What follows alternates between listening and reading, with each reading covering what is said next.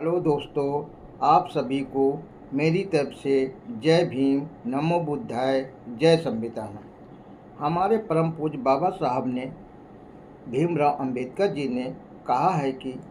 हमारी सबकी हमारी सबकी ज़िंदगी में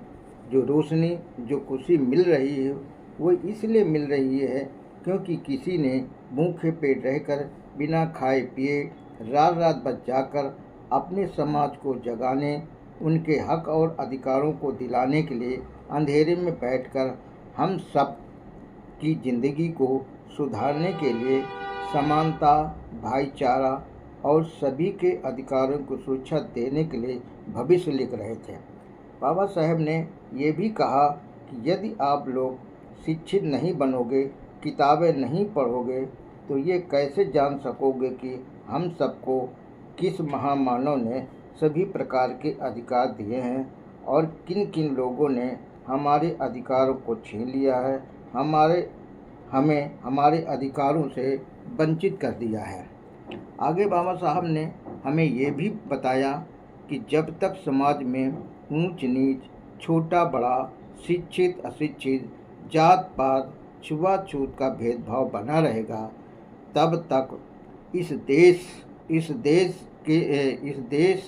तथा इस देश में रहने वाले लोगों के समाज की प्रगति, उन्नति अधूरी ही रहेगी। आगे बाबा साहब ने कहा कि गुलामी चाहे जिस तरह की हो, जैसे मानसिक गुलामी हो, शारीरिक गुलामी हो, वो समाज को कमज़ोर ही बनाती है, मजबूत नहीं। आगे हमारे बाबा परम पूज्य बाबा साहब जी कहते हैं कि तुम ये सोचकर कमज़ोर मत पड़ जाना कि हम अकेले हैं, हम अकेले कुछ नहीं कर सकते, मगर ये सोचकर हमेशा आगे बढ़ते जाना है और अपने मन से कहना है कि हम अकेले ही काफ़ी हैं। तुम लोगों को क्षमा करके अच्छे इंसान ज़रूर बनो, मगर बेवकूफ़ मत बनो, क्योंकि जब कोई एक बार गलती करता है तो वो बार बार गलती करता रहता है, गलती दोहराता रहता है। और जब एक ही पत्थर से जब हमें बार बार ठोकर लगती है तो ये गलती पत्थर की नहीं होती है, ये हमारी गलती है।